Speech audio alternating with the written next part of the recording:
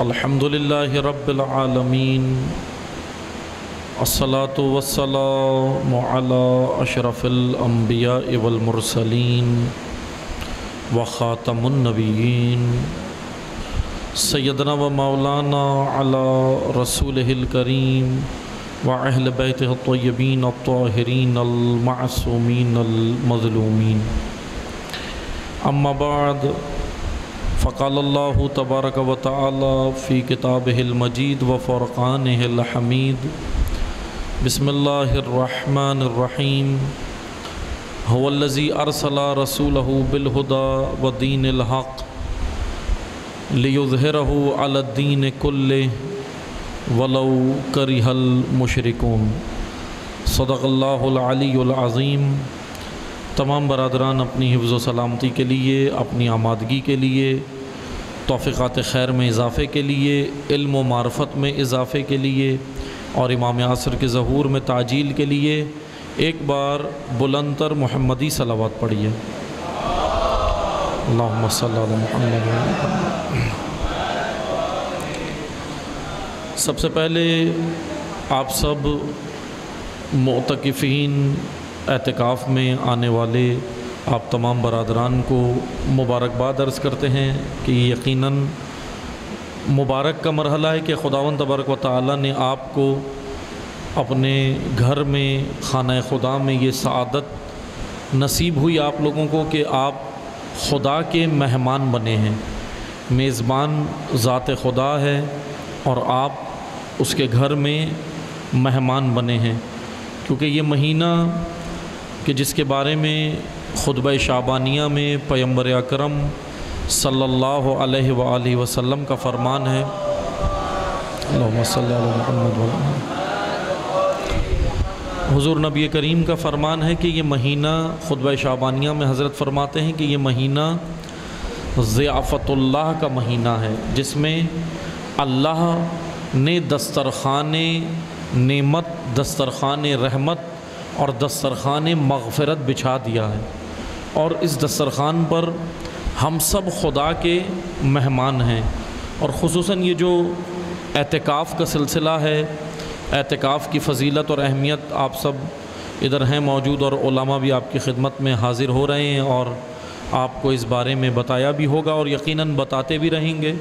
میں کیونکہ موضوع ہمارا جو ہے ہم اسی سے منسلک رہیں گے، مربوط موضوع سے رہیں گے، اس لیے میں آپ کی خدمت میں وہ موضوع بیان کروں گا۔ بس مختصر سا یہ کہ خانہ خدا میں آپ مہمان ہیں، اسی لیے اللہ کی حدود کا خیال رکھنا ہے، اور اعتکاف ایک تربیتی کارگاہ ہے، تربیتی ورکشاپ ہے۔ یہاں پہ ہم اگر 2-3 دن کے لیے آئے ہیں تو یہاں تیار ہونے آئے ہیں، یعنی جیسے میں آپ کو مثال دیتا ہوں کہ فوجی جب تیار ہوتا ہے تو وہ چھاؤنی کے اندر تیار ہوتا ہے، محاذ کے اوپر تیار نہیں ہوتا۔ جنگی محاذوں پر فوجی تیار نہیں ہوتے، بلکہ چھاؤنی کے اندر ان کو تیار کیا جاتا ہے، پھر وہ محاذ کے اوپر جاتے ہیں۔ خداوند تبارک و تعالیٰ نے یہ محاذ پر بھیجنے کے لیے ہمیں یہاں پر پہلے تیاری کے لیے بلایا ہے، یعنی یہ جو 3 روزہ اعتکاف ہے جس میں آپ یہاں آئے ہیں شریک ہوئے، انشاءاللہ ہم آپ کی خدمت میں حاضر ہوں گے اس موضوع کے ساتھ، جو موضوع آپ کو بتایا گیا ہے کہ مہدویت عالمی نظام حکومت۔ انشاءاللہ اس موضوع کو میں مختصر بیان کروں گا آپ کی خدمت میں ان 3 دن میں اللہ تعالیٰ کی توفیق سے۔ اس سے قبل کہ میں موضوع کی جانب آؤں کہ ہم نے موضوع جو آپ کی خدمت میں بیان کرنا ہے وہ مہدویت کے عنوان سے ہے کہ مہدویت عالمی نظام حکومت۔ اس تک آنے کے لیے پہلے ہمیں یہ دیکھنا ہوگا کہ آیا دین اسلام کیا ہے، کیا اسلام عالمی ہے یا نہیں ہے، یا اسلام ایک جامع دین ہے، اسلام ایک مکمل دین ہے یا ادھورا اور ناقص دین ہے۔ یہ پہلے ہمیں جاننا ہوگا، یہ پہلے ہمیں سمجھنا ہوگا۔ جب ہم یہ سمجھ جائیں گے کہ اسلام کامل ہے یا ناقص ہے، تو پھر ہم آگے ولایت کی جانب، امامت کی جانب، مہدویت کی جانب پھر ہم بڑھ سکتے ہیں۔ اسلام کہ خود خداوند تبارک و تعالیٰ کا قرآن کریم میں فرمانا ہے کہ الیوم اکملت لکم دینکم، کہ ہم نے دین کو کامل کر دیا۔ مشہور و معروف آیت ہے، آپ سب سنتے ہیں، مجالس کے اندر بھی آیت سنتے ہیں کہ ہم نے دین کو کامل کر دیا۔ الیوم اکملت لکم دینکم، کہ دین کامل ہے۔ کامل وہ چیز ہوتی ہے جو مکمل ہو، یعنی ادھوری نہیں ہوتی۔ میں اس سے قبل کہ کامل کی جانب آؤں، پہلے آپ کو لفظ دین کی ڈیفینیشن بیان کرنی ہے۔ آپ انشاءاللہ لکھتے بھی جائیے گا، نوٹ کرتے جائیے گا۔ لفظ دین، دین کہتے کسے ہیں؟ سب سے پہلے ہم یہ سمجھیں، اسلام وہ خاص دین ہے جو اللہ نے نازل کیا۔ لیکن جیسے ہم جملے کہتے ہیں نا کہ دین اسلام، دین اسلام، ہم کس دین کے ماننے والے ہیں؟ دین اسلام کے۔ مسلمان کون سے دین کے ماننے والے ہیں؟ دین اسلام کے۔ اب اسلام یعنی سلامتی والا دین، سلامتی جس کے اندر ہے، اسلام اس دین کو کہتے ہیں جس کے اندر سلامتی ہے۔ لیکن دین کسے کہتے ہیں؟ دین ایک آئین کو کہتے ہیں، قانون کو کہتے ہیں۔ آئین، جیسے آپ آئین کا لفظ سنتے ہیں نا، کانسٹیٹیوشن، آئین، آئین کا لفظ آپ سنتے ہیں۔ جیسے ابھی آپ سیاسی مسائل جب ہوتے ہیں تو خبروں کے اندر آپ سنتے ہیں نا، نیوز کے اندر آپ سنتے ہیں کہ آئین پاکستان میں یہ ہے، آئین پاکستان میں فلاں چیز ہے۔ تو آئین کسے کہتے ہیں؟ آئین اس قانون کو کہتے ہیں جس کے تحت ملک کے باشندوں نے، ملک کے رہنے والوں نے اس قانون کے تحت چلنا ہے۔ آئین اس قانون کو کہا جاتا ہے۔ اب دین، میں لفظ دین کی اب میں وضاحت کرتا ہوں۔ آئین کیا چیز ہے؟ قانون۔ تو سب سے پہلے آئین کی وضاحت سن لیں۔ آئین، کانسٹیٹیوشن، قانون۔ دین کسے کہتے ہیں؟ دین اس آئین کو کہتے ہیں جو خالق کی طرف سے ہو، مخلوق کی طرف سے نہ ہو، خالق کی طرف سے ہو، یعنی اللہ نے بنایا ہو۔ مخلوق نے جو چیز بنائی ہو وہ بھی آئین ہوتے ہیں۔ ابھی آپ دیکھیں دنیا میں قوانین ہیں یا نہیں ہیں؟ مختلف ہیں۔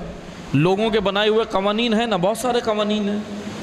جیسے پاکستان میں آئین ہے، تو وہ آئین بنایا کس نے ہے؟ اللہ نے بنایا ہے، خدا نے تو نہیں بنایا۔ وہ آئین مثلا انسان نے بنایا ہے، وہ آئین ججوں نے بنایا ہے، مختلف ججز نے بنایا ہے، وکیلوں نے بنایا ہے، یا بیوروکریٹس نے، یا اسٹیبلشمنٹ نے، یا مقتدر طبقے نے۔ مقتدر طبقہ کسے کہتے ہیں؟ اسٹیبلشمنٹ کو۔ اسٹیبلشمنٹ کو مقتدر طبقہ کہتے ہیں۔ اب آئین جو پاکستان جب بنا تو آئین کس نے بنایا؟ اسی مقتدر طبقے نے، اسٹیبلشمنٹ نے آئین بنایا، لیکن اللہ نے تو نہیں بنایا آئین۔ اب یہ ایک آئین ہے جو انسانوں کا بنایا ہوا ہے۔ اسی طرح دنیا میں مختلف آئین ہیں، مختلف قوانین ہیں، لیکن وہ سب انسانوں کے بنائے ہوئے ہیں۔ دین وہ آئین ہے جو اللہ نے بنایا ہے، دین اللہ نے بنایا ہے اور نازل خدا نے کیا۔ اب آپ توجہ سے سنیں، اب خداوند تبارک و تعالیٰ کا فرمان ہے کہ ان الدین عند اللہ الاسلام، کہ اللہ کے نزدیک فقط اگر کوئی دین ہے تو وہ اسلام ہے۔ اب سوال یہ بنتا ہے اگر اسلام اللہ کے نزدیک ہی دین ہے تو باقی جو ادیان ہیں، حضرت موسیٰ علیہ السلام دین لے کر آئے، حضرت ابراہیم علیہ السلام دین لے کر آئے، حضرت عیسیٰ علیہ السلام دین لے کر آئے، دیگر انبیاء جو دین لے کر آئے، وہ دین پھر کیا وہ دین نہیں ہے؟ وہ سب دین ہے۔ لیکن میں آپ کو یہاں پہلے میں اس کی ڈیفینیشن سمجھا دوں کہ دین ہے کیا۔ دین کیا، سب سے پہلے ایک سوال میں خود اٹھا رہا ہوں، پھر اس کا جواب دوں گا کہ کیا دین حضرت آدم سے لے کر حضرت خاتم صلی اللہ علیہ وآلہ وسلم تک جو دین آیا ہے، اللہم صلی علی محمد وعلی ایک ایسا درود پڑھیں کہ نیند بھاگے، اللہم صلی علی محمد وعلی محمد۔ ابھی آپ نے یہ ایسا پڑھا ہے اس سے مجھے نیند آ رہی ہے، اتنا ہلکا پڑھیں گے اس سے مجھے آ رہی ہے، اس سے بھی بلند تر پڑھیں، صلی علی محمد وعلی محمد۔ جزاک اللہ۔ اب ہم نے یہ دیکھنا ہے کہ حضرت آدم سے لے کر حضرت خاتم تک، رسول اللہ تک، کیا دین ایک ہی ہے یا الگ الگ ہے؟ دین ایک ہے یا الگ الگ ہے؟ کیونکہ یاد رکھیں جب ہمیں دین سمجھ آئے گا تو پھر ہم مہدویت تک جائیں گے۔ ورنہ مہدویت سمجھ نہیں آئے گی۔ مہدویت عالمی نظام حکومت ہے، مہدویت تک جانے کے لیے ہمیں پہلے دین کو سمجھنا ہوگا کہ دین مکمل ہے یا نہیں ہے، دین مکمل ہے یا نہیں۔ جیسے دین کے بارے میں بہت سارے نظریات ہیں، جیسے کمیونسٹ نے اور مخالفین دین نے بہت سارے نظریات دیے نا۔ کیا نظریات دیے؟ وہ بہت سارے نظریات دیے۔ بعض نے کہا کہ دین جو ہے وہ اسلام جو ہے وہ ہر دور کے ساتھ نہیں چل سکتا، اسلام کے ساتھ آپ ترقی نہیں کر سکتے، اسلام کے ساتھ آپ آگے نہیں بڑھ سکتے۔ یہ بہت سارے نظریات ہیں جو آپ نے سنے ہوں گے۔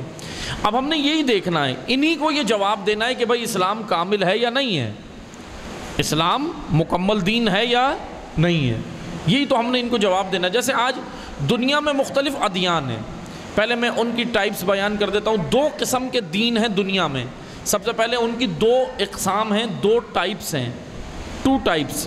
مرکزی جو اقسام ہے وہ 2 ہیں، ایک کہلاتے ہیں سامی دین اور ایک ہے غیر سامی دین۔ سام حضرت نوح کا بیٹے کا نام ہے سام بن نوح، سین سے سام ہے، سے نہیں، سین سے، سین الف میم سام بن نوح حضرت نوح کے بیٹے ہیں۔ دنیا میں اس وقت 2 طرح کے مذاہب پائے جاتے ہیں، ایک سامی مذاہب ہیں اور ایک غیر سامی مذاہب ہیں۔ سامی مذاہب وہ ہیں جن کی بنیاد انبیاء نے رکھی ہے، نبیوں کی طرف سے ہیں، یقیناً پھر وہ دین اللہ کی جانب سے ہے۔ اگر انبیاء نے ان ادیان کی مثلاً بنیاد رکھی ہے تو وہ دین اللہ کی جانب سے۔ اور غیر سامی دین وہ ہیں جو انسانوں کے ذہن کی اختراع ہے، انسانی ذہن کی سوچ اور اختراع ہے، وہ اللہ نے نازل نہیں کیا، یعنی وہ انبیاء لے کر نہیں آئے۔ بس اور میں اس کو آسان کر دیتا ہوں، سامی دین وہ ہے جو انبیاء لائے، اور غیر سامی مذاہب وہ ہیں جو انسانی ذہن کے تخیل، وہم اور اوہام کی اختراع ہے، یعنی جو حقیقت سے تعلق نہیں رکھتے۔ سامی ادیان کا تعلق حقیقت سے ہے اور غیر سامی ادیان کا تعلق خرافات سے ہے۔ خرافات یعنی تخیل، خیال، وہم، اور حقیقت یعنی جس کا وجود حقیقتاً موجود ہے، حقیقت اور وہم و اوہام۔ بس اب آگے بڑھتے ہیں، توجہ سے سنیے گا، میں آہستہ آہستہ اس لیے پڑھ رہا ہوں تاکہ ایک ایک چیز آسانی سے ذہن میں بیٹھ جائے اور آپ نوٹ بھی کرتے جائیں ساتھ ساتھ تاکہ یاد رہے۔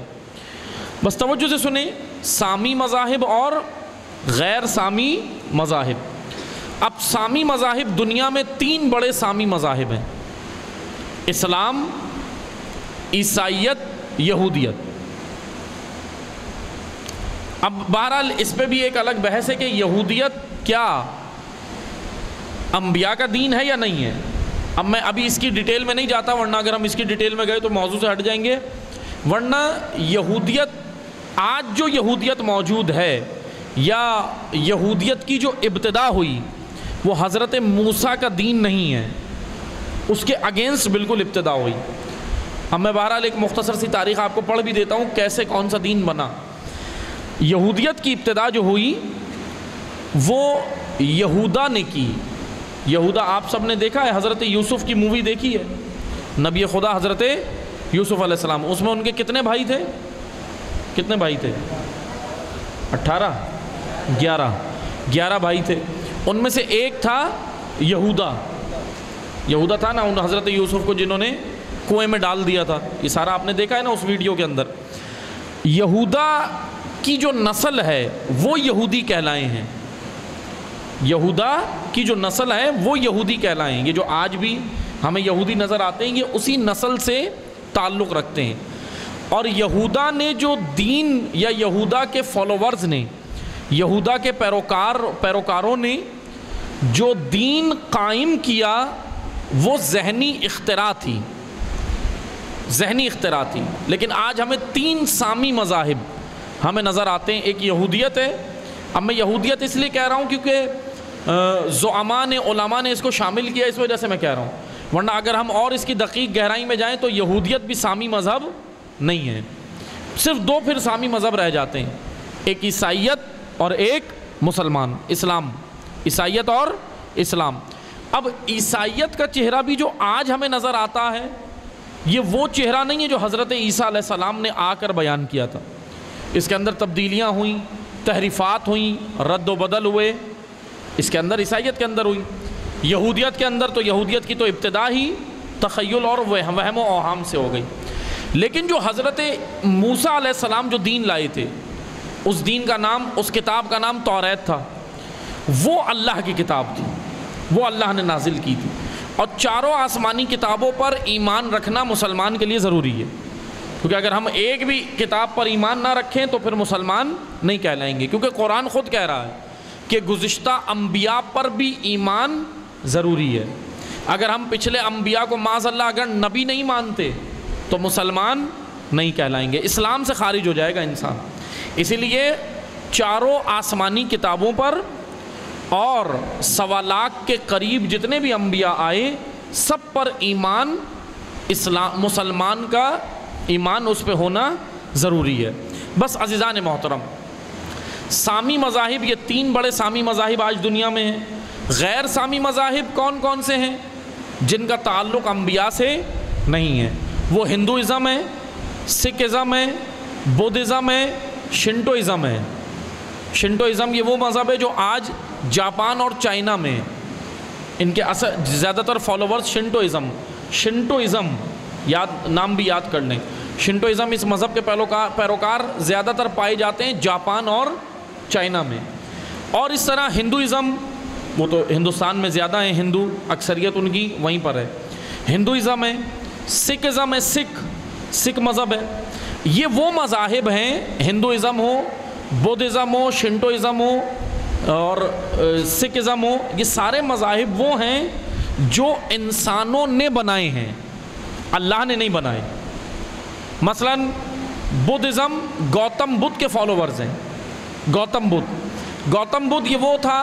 اچھا، یہ میں ایک اور بات کلیئر کرتا چلوں، یہ جو لوگ گزرے ہیں، مثلا جیسے میں آپ کو مثال دیتا ہوں، آپ سنتے ہیں نا کہ کعبے کے اندر بت رکھے ہوئے تھے، لات، عزی، منات، یہ مختلف بت تھے. بتوں کے نام سنے نا، آپ نے پڑھے بھی ہوں گے، کتابوں میں بھی پڑھے ہوں گے، مجالس میں بھی سن لیے ہوں گے، اتفاقاً اگر کسی مجلس میں بیان ہوا تو سن لیے ہوں گے.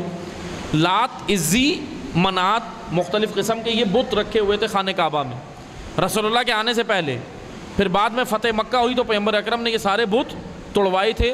امیر المومنین نے توڑے تھے اور دیگر صحابہ نے بھی، لیکن امیر المومنین نے آگے بڑھ کر سارا کام امیر المومنین نے کیا تھا. تو یہ جو لات، عزی، منات، یہ سارے بت تھے، یہ جن لوگوں کے نام پر تھے وہ نیک انسان تھے. تاریخ میں لات، عزی، منات کے بارے میں ملتا ہے کہ یہ لوگ نیک لوگ تھے، یہ لوگ نیک لوگ تھے.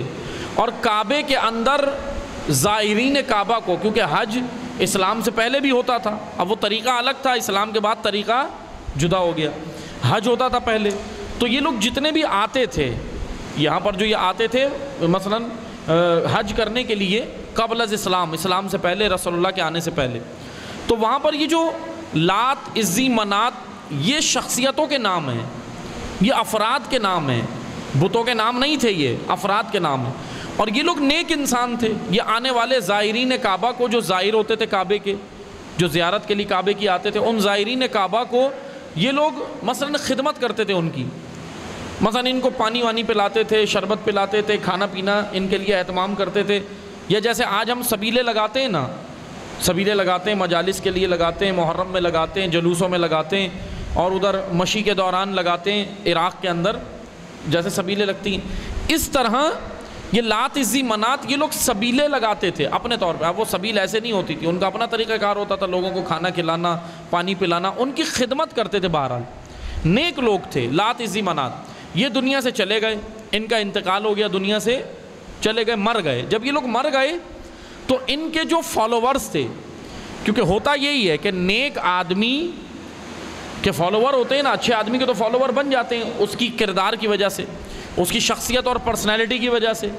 اب ان کے فالوور ہو گئے. بہرحال اب جتنے بھی فالوور تھے، ان کے جانے کے بعد دنیا سے جب یہ لات، عزی، منات چلے گئے تو ان کے فالوورز نے کہا کہ ہمیں ان کی یاد بہت آتی ہے، ہمیں ان کی یاد بہت آتی ہے. شام کا ایک شخص رہنے والا تھا، شام سے مکہ آیا اور اس کا نام تھا عمرو بن لہی. عمرو بن لہی, نام یاد کر لیں, لکھ لیں, عمرو بن لہی, لام ہا یا لہی, حلوے والی ہا, لہی, عمرو بن لہی. عمرو بن لہی یہ شام کا رہنے والا تھا. یہ آیا مکہ میں. یہ بڑا شاطر انسان تھا. اس نے دیکھا کہ مکہ والے کیا کر رہے ہیں. مکہ والے پریشان تھے کہ بھائی ہمیں, مکہ والے غم زدہ ہیں. پوچھا بھائی کیوں غم زدہ ہو؟ کہنے لگے ہمیں لات عزی منات کی یاد آتی ہے, ہم ان کے چاہنے والے ہیں, ہم ان کے فالوور ہیں. کہا کہ وہ لوگ کون تھے؟ کہا فلاں فلاں تھے, وہ دنیا سے گزر گئے. عمرو بن لہی نے ان کو مشورہ دیا کہ چلو ایک کام کرتے ہیں, اگر ان کی یاد آتی ہے تو ان کا بت بنا لیتے ہیں. عمرو بن لہی یہ وہ پہلا انسان ہے جس نے بت پرستی کی ابتدا مکہ کے اندر کی ہے. عمرو بن لہی نے کہا کہ چلو ہم بت بنا لیتے ہیں. اب بہرحال عمرو بن لہی نے ان کو مشورہ دیا. ان کو مشورہ بڑا پسند آیا, مشورہ پسند آیا. کہنے لگے ہاں یہ بات تو اچھی ہے, بت بنا لیتے ہیں. ان کے مٹی کے پتلے بنائے, بت بنائے اور رکھ دیے, اور ان کو دیکھ دیکھ کے خوش ہوتے تھے. لیکن پہلی نسل نے تو صرف بت بنائے اور دیکھ کے خوش ہوتی تھی. پہلی نسل ان کی پوجا نہیں کرتی تھی, ان کو سجدے نہیں کرتی تھی. ان کے بت بنائے اور صرف دیکھ کے خوش ہوتی تھی. لیکن جب یہ پہلی نسل گزر گئی, آنے والی نسلیں پیچھے آتی رہیں, فالوورز آتے رہے. 30 سال بعد, 50 سال بعد, 100 سال بعد جب لوگ آتے رہے تو انہوں نے ان کو سجدے کرنا شروع کر دی, پوجنا شروع کر دیا. یعنی میں آپ کو یہ تاریخ بتا رہا ہوں کہ مکہ میں بت پرستی کی ابتدا کیسے ہوئی. یہ بت پرست نہیں تھے, حضرت عیسیٰ کے دین پر تھے, حضرت عیسیٰ کے فالوور تھے جن کو قرآن, ایک یہ مذہب تھا. دوسرا مذہب مکہ کے اندر تھا سائبین, سواد کے ساتھ سائبین. سائبین حضرت یحییٰ ابن زکریا, حضرت یحییٰ نبی خدا, ان کے فالوور تھے سائبین. ان کو سائبین کہا ہے قرآن کریم نے. اور حضرت عیسیٰ کے فالوورز کو کیا کہا ہے قرآن کریم نے؟ نصارہ, یہود و نصارہ. نصارہ یعنی عیسائی. یہ جو عیسائی جن کو آج ہم عیسائی کہتے ہیں ان کو نصارہ کہا ہے قرآن نے. اور یحییٰ ابن زکریا کے فالوورز کو کیا کہا ہے؟ سائبین. اب سائبین, اب میں ابھی زیادہ ڈیٹیل میں نہیں جاتا, پھر کھولنا پڑ جائے گا سائبین, کہ سائبین میں 2 گروہ ہو گئے, ایک مشرک, ایک موحد. موحد توحید پرست تھے, مشرک بتوں کی پوجا کرنے والے. اب یہ جو سائبین تھے ان کے 2 گروہ ہوئے. ایک نے سورج کی پوجا شروع کی, ایک نے چاند کی پوجا شروع کی, اور کچھ نے ستاروں کی پرستش کی, ستاروں کی پوجا شروع کی. اور جو دوسرے تھے وہ موحد تھے. اور موحد جو تھے, انہی موحدین میں جنہوں نے کبھی بھی شرک نہیں کیا, بت پرستی اور مثلا ستارہ پرستی انہوں نے نہیں کی, بلکہ یہ ہمیشہ توحید کے قائل رہے. اور پھر یہ ایران منتقل ہو گئے, ایران کی زمین پہ رہنے لگے. ایران جو آج ایران ہے, فارس کی زمین پہ رہتے تھے. اور انہی موحد توحید پرست سائبین میں حضرت سلمان کے والدین بھی تھے, جو مشرک نہیں تھے بلکہ موحد تھے. پھر حضرت سلمان بھی کیونکہ مشرک نہیں تھے, شروع سے موحد رہے. کیوں رہے؟ کیونکہ حضرت عیسیٰ علیہ السلام کا دین چل رہا تھا. ابھی پیغمبر اکرم کے آنے سے پہلے کہ میں یہ واقعات آپ کو بیان کر رہا ہوں, رسول اللہ نے ابھی تبلیغ شروع نہیں کی. مکہ میں ابھی رسول اللہ تشریف نہیں لائے, اس سے پہلے کے واقعات ہیں. بس توجہ سے سنیں, یہ تو سائبین تھے. بت پرستی کی ابتدا کیسے ہوئی مکہ میں؟ عمرو بن لہی نے شروع کی. اور کیسے شروع کی؟ ان کو کہا کہ تم بت بنا لو. اب انہوں نے بت بنایا کہ ہمیں لات عزی منات یاد آتے ہیں, ایسے بت بن گیا. لیکن ان کے جو 50 سال بعد والی نسلیں تھیں, انہوں نے بعد میں کیا کیا؟ اسی کی پوجا شروع کر دی, پرستش شروع کر دی, سجدے شروع کر دیے. اب آپ نے توجہ سے سننا ہے, کسی بھی کام کی ابتدا اسی طرح ہوتی ہے کہ جو کرنے جا رہا ہوتا ہے, یا یہ کہہ لیں اگر کوئی بھی رسم سنتے ہیں نا, رسم جب کہیں بھی کسی معاشرے کے اندر کوئی بھی رسم جب کہیں پہ راسخ ہوتی ہے نا, تو اس کے فالوورز کو پتہ بھی نہیں ہوتا کیسے ہوئی, بلکہ وہ ان سے جب پوچھو کہ آپ یہ عمل کیوں کر رہے ہو تو کیا جواب دیتے ہیں؟ ہمارے آبا و اجداد یہ کرتے تھے, ہمارے بزرگان یہ کرتے تھے, ہمارے ماں باپ یہ کرتے تھے. یہی جواب ہوتا ہے نا. میں آپ کو ایک مثال دیتا ہوں. مثلا ایک بڑی سادہ سی مثال ہے, ایک ایسی فرضی واقعہ ہے، اب حقیقت نہیں ہے، ایسی فرضی واقعہ ہے، توجہ سے سنیے گا۔ میں یہ بتانا چاہ رہا ہوں کہ دیکھیں کوئی بھی رسم معاشرے میں راسخ کیسے ہوتی ہے، اور رسموں پہ چلنے والے فالوورز کو پتہ بھی نہیں ہوتا اور رسم چل رہی ہوتی ہے، ان کو پتہ بھی نہیں ہوتا کہ ہم صحیح کر رہے ہیں یا غلط کر رہے ہیں، سوچتے بھی نہیں ہیں، کیونکہ ذہن بند ہو جاتا ہے۔ بھائی ذہن بند ہونے کے سب سے بڑا جواز یہ ہے کہ آبا و اجداد یہ کرتے تھے، میں بھی یہ کر رہا ہوں، یہاں یہ تالا لگ گیا۔ اور دین اسلام عاقلوں کا دین ہے، دین اسلام یہاں پہ سوال اٹھاتا ہے کیوں، اس لیے یہ کیوں کیا کریں۔ نماز بھی پڑھتے ہیں نا، تو نماز کے بارے میں بھی علماء سے پوچھا کریں نماز بھی کیوں ہے، کیوں پڑھوں بھائی نماز، کیا ہے نماز میں، کیوں رکھوں روزہ، کیوں کروں اعتکاف، اس کیوں کے جوابات اسلام نے دیے ہیں۔ اب بہرحال میں ابھی سب میں نہیں جا رہا ورنہ موضوع سے دور ہو جائیں گے۔ رسم کیسے راسخ ہوتی ہے کسی معاشرے میں، میں اس کی سادہ سی مثال دیتا ہوں، توجہ سے سنیے گا۔ ایک ایسی فرضی واقعہ ہے، حقیقت نہیں ہے، فرضی واقعہ ہے۔ ایک گاؤں تھا، بڑا مشہور واقعہ ہے لیکن ایسی فرضی ہے۔ ایک گاؤں تھا، اس گاؤں میں ایک رسم تھی، ایک رواج تھا، رسم و رواج۔ ایک رواج اس گاؤں میں یہ تھا کہ کوئی بھی مہمان جب آتا تھا تو وہ اس کو کھانا کھلا کے چھوڑتے تھے۔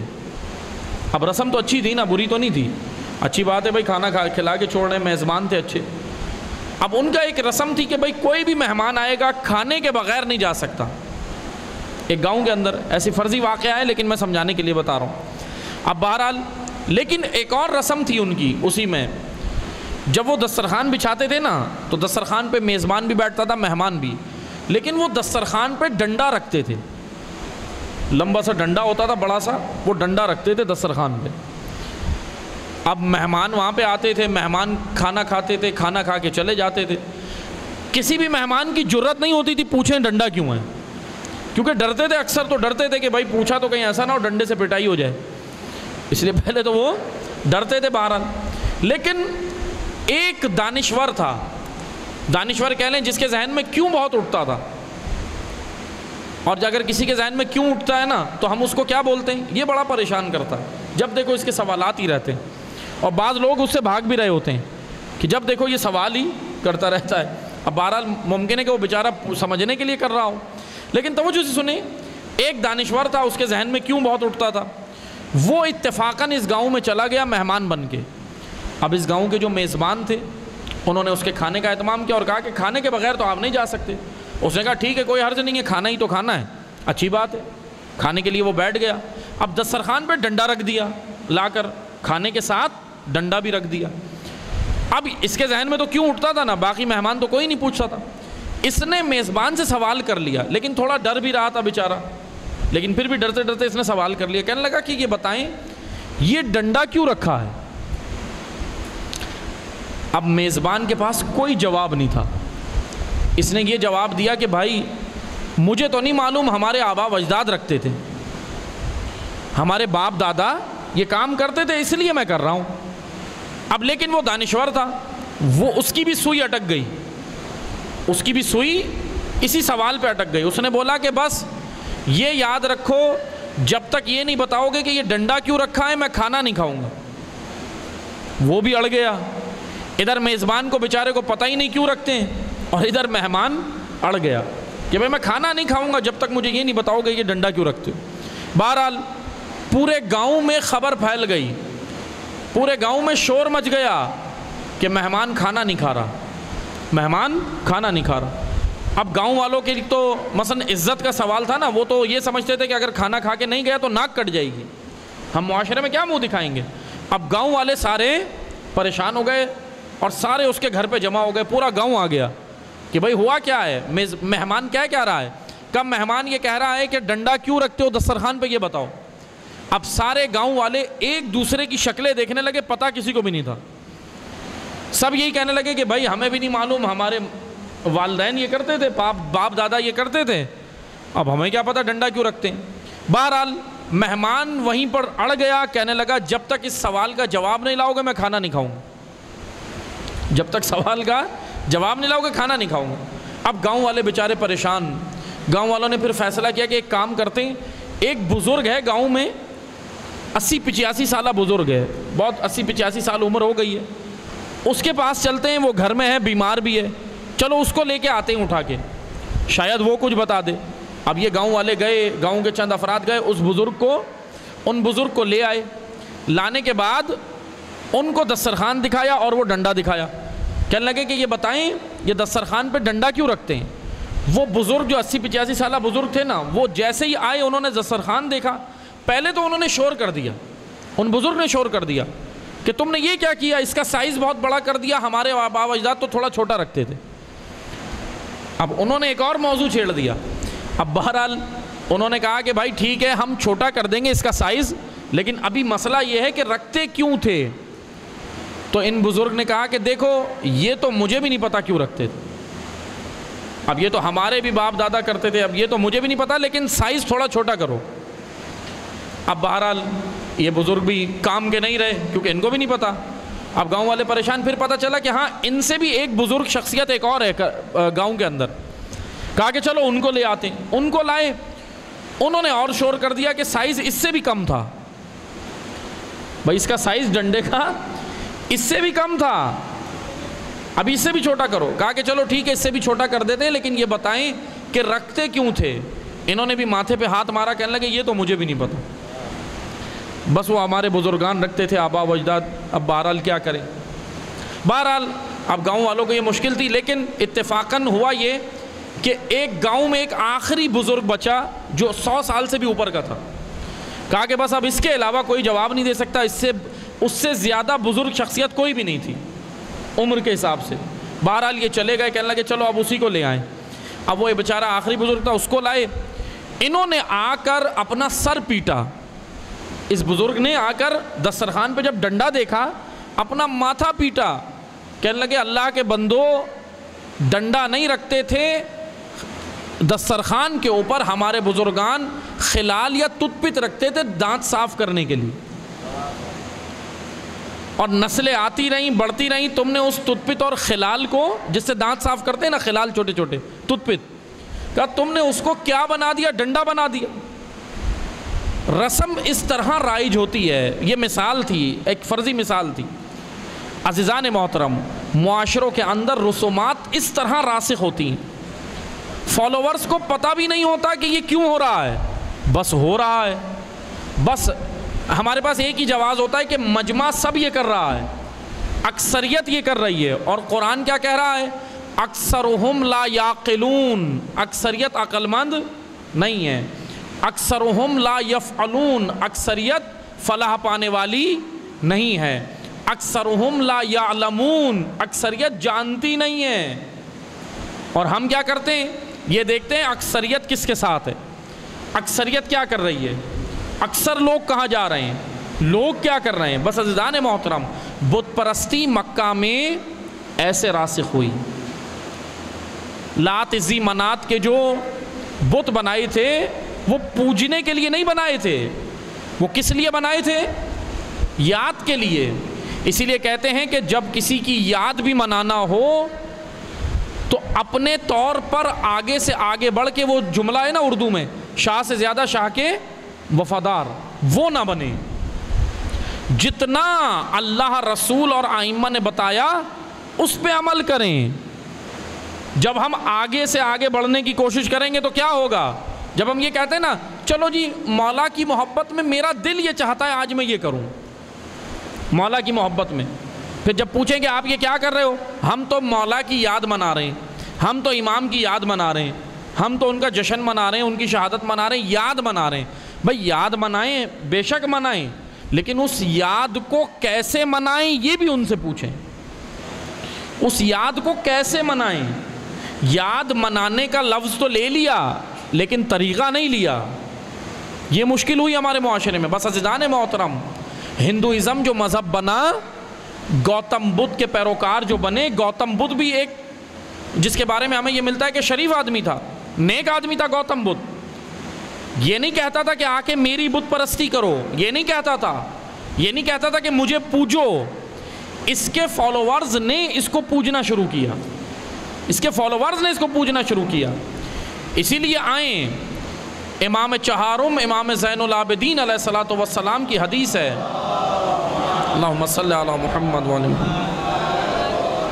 امام زین العابدین فرماتے ہیں، اپنے شیعوں کو خطاب کر کے کہہ رہے ہیں، محبوں کو خطاب کر کے کہہ رہے ہیں کہ سنو، ہم اہل بیت سے محبت اللہ کی خاطر کرنا، بتوں والی محبت نہ کرنا، بتوں والی محبت نہ کرنا، یعنی اہل بیت کو پوجنا شروع مت کرنا، پوجنا نہیں، پرستش نہیں کرنا، ان کی پیروی کرنا، پیروی کا حکم ہے، پوجنے کا حکم نہیں ہے، پرستش کا حکم نہیں ہے۔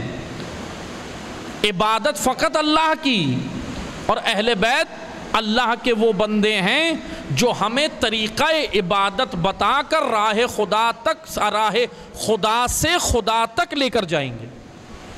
اس لیے امام چہارم کیا کہہ رہے ہیں، ہم سے بتوں والی محبت مت کرو، ہمیں پوجو نہیں جیسے بتوں کو پوجا جاتا ہے، نہ ایسی محبت نہیں، اللہ کی خاطر ہم سے محبت کرو۔ یہ ہے اہل بیت کا مقام۔ بس توجہ سے سنیں عزیزان محترم، ہندوازم وہ مذہب ہے جو خیالات کے اوپر تشکیل پایا۔ آج آپ دیکھ لیں کتنی ہندوؤں کے اندر خرافات ہیں۔ وہ کہتے ہیں نا کہ جیسے آپ نے سنا ہے، وہ فلمیں تو سب نے دیکھی ہوں گی ہندوستان کی، کون نہیں دیکھتا، کیونکہ ہم معذرت کے ساتھ پاکستانی بالی ووڈ کے تو اسیر ہیں، وہ کون سی فلم نہیں دیکھی ہوگی، سبھی دیکھی ہوگی۔ تو وہ دکھاتے ہیں نا، آپ فلموں میں دیکھتے ہوں گے، یا ہندوازم کا آپ نے نظریہ پڑھا ہو یا سنا ہو، سنا تو ہوگا، کہ وہ کہتے ہیں کہ 7 جنم، وہ پچھلے جنم میں ایک کتا تھا، اس جنم میں بلی بن گیا، اگلے جنم میں گدھا، اور پھر انسان۔ یہ نظریات خرافات ہیں، حقیقت میں نہیں ہیں۔ خلقت خدا کا، خلقت کا قانون ایسا نہیں ہے کہ خدا نے پہلے کسی کو گدھا بنایا تھا پھر انسان بنا دیا، ایسے نہیں ہے۔ اس کا قانون خلقت قرآن نے بیان کیا۔ بہرحال افسوس تو یہ ہوتا ہے کہ بعض مسلمان بھی ایسی باتوں میں آ جاتے ہیں، بعض مسلمان بھی ایسی خرافات میں آ جاتے ہیں۔ اس لیے ہندوازم، شنٹوازم، سکھزم اور بدھزم یہ غیر سامی مذاہب ہیں، یعنی یہ خیالات کے اوپر ہیں۔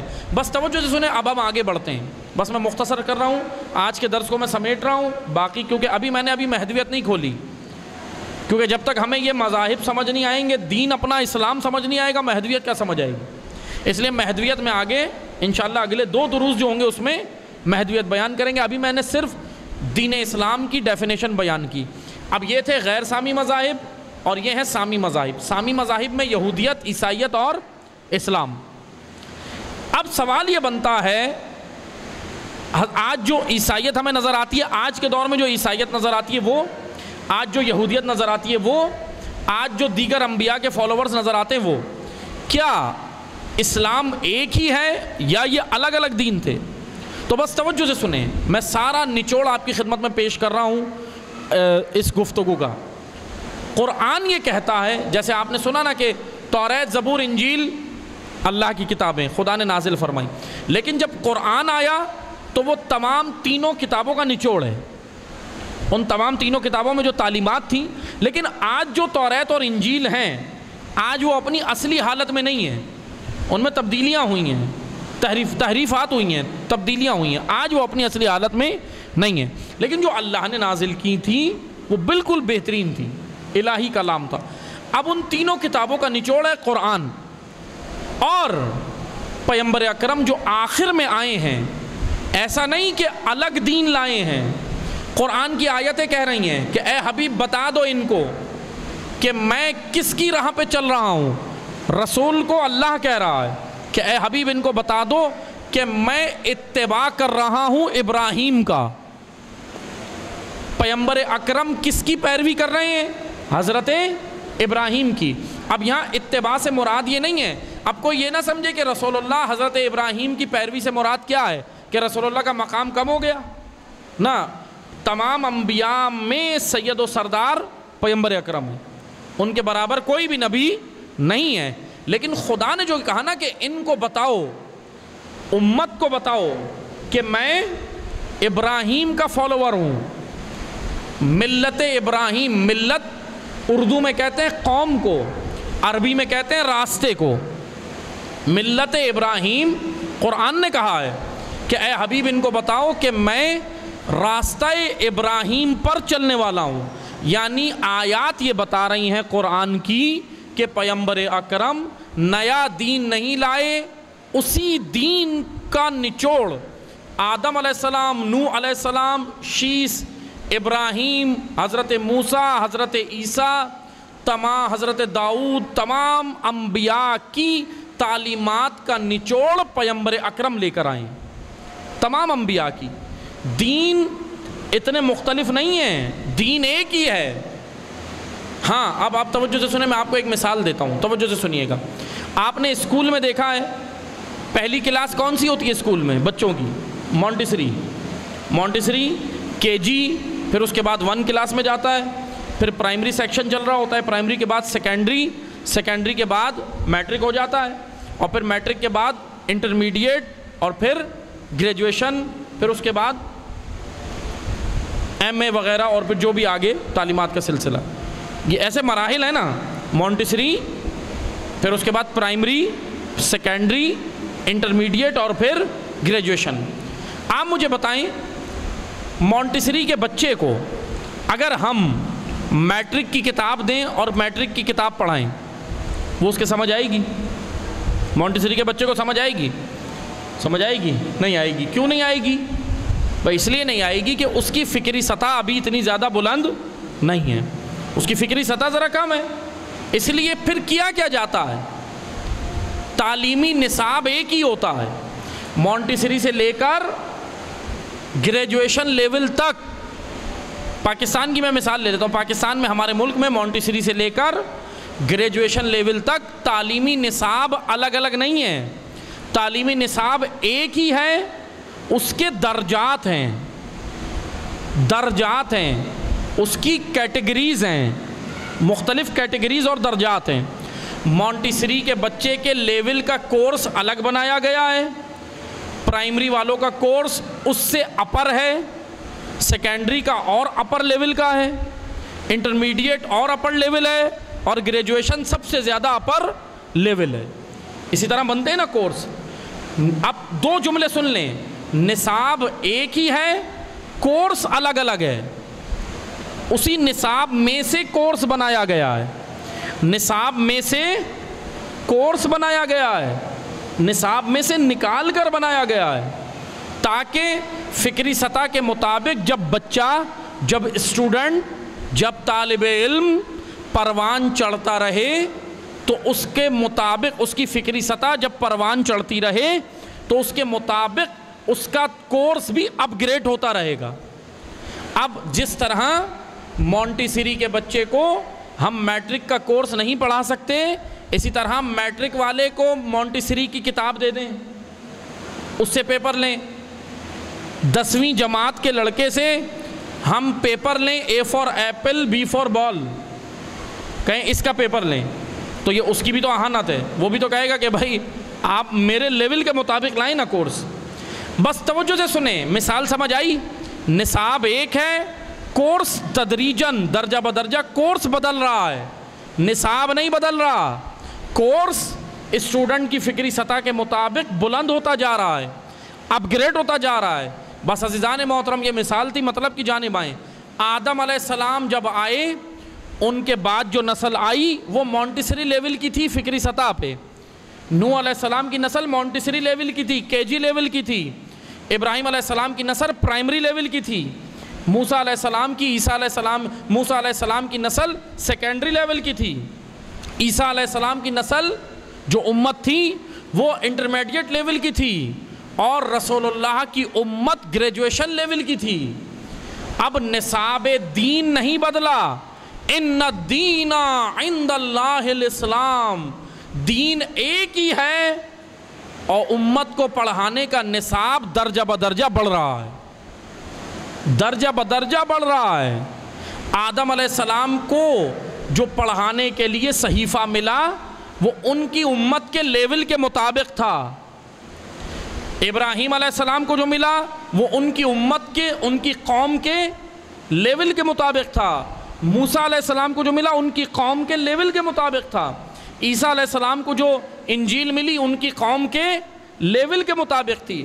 اب پیغمبر اکرم کی امت کو جو نصاب تعلیم مل رہا ہے، جو آئین مل رہا ہے، جو کانسٹیٹیوشن مل رہا ہے، وہ امت محمدیہ، امت اسلامیہ کی فکری سطح کے مطابق ہے، اور اس تعلیمی نصاب، آئین، کانسٹیٹیوشن کا نام اللہ نے قرآن رکھا ہے۔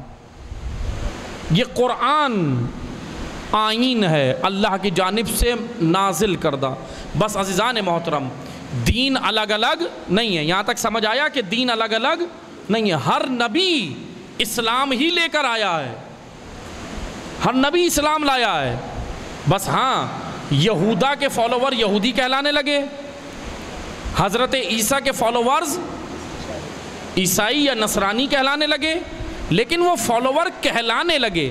عیسیٰ علیہ السلام عیسائیت کا الگ سے دین نہیں لائے، موسیٰ علیہ السلام یہودیت کے لیے الگ سے دین نہیں لائے، ابراہیم علیہ السلام بنی اسرائیل و اپنی قوموں کے لیے الگ سے دین نہیں لائے، پیغمبر اکرم الگ سے دین نہیں لائے، ایک ہی دین ہے جس کا نام اسلام ہے، آدم سے لے کر خاتم تک ایک ہی دین آیا، اس کا نام اسلام ہے۔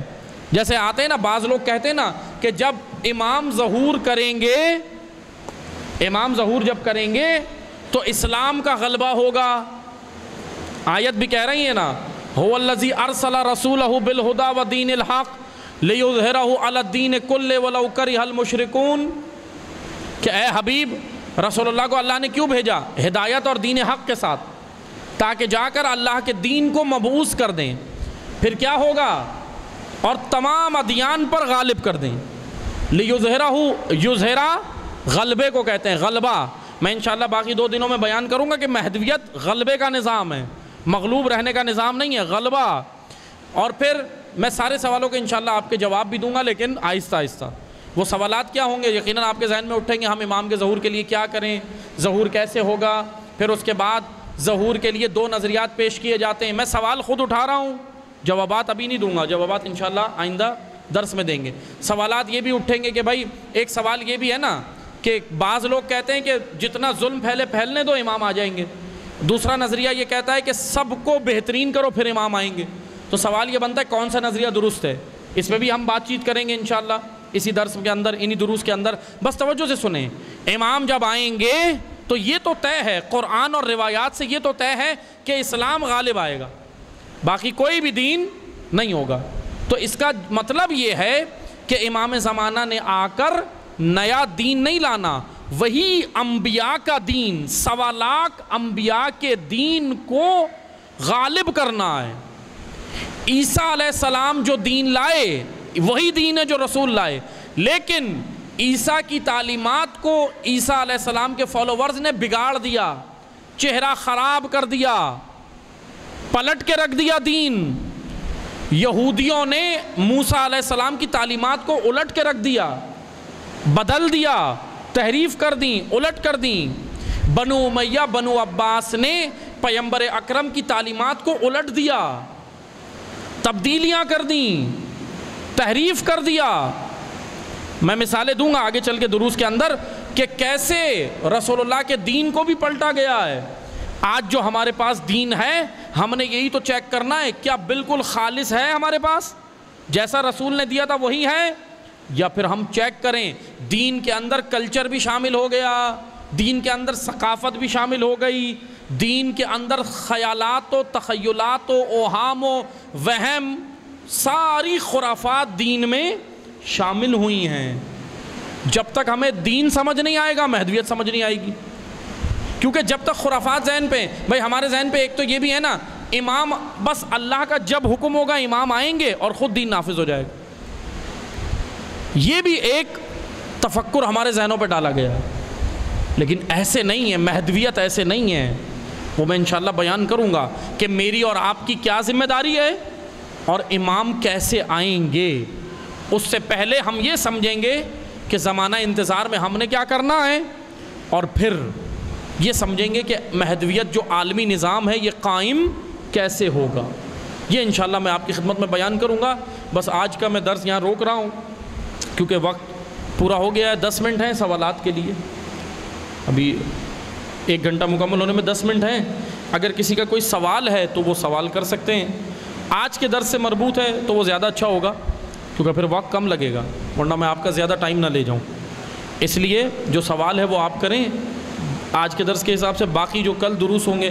ابھی یہ مثلا یہ میں نے یہ سمجھے، میں یہ کلیئر کرتا چلوں کہ ابھی بہت ساری چیزیں آپ کے ذہن میں بہت سوال اٹھے ہوں گے، کیونکہ ابھی کلیئر نہیں ہوا کچھ بھی، ابھی تو صرف میں نے سوال اٹھائیں، خود اٹھائیں جان بوجھ کے، باقی ممکن ہے کہ ابھی بہت سارے سوالوں کے جواب آپ کو ابھی نہ ملیں، اگلے دروس میں مل جائیں، اس لیے انشاءاللہ میں بیان کروں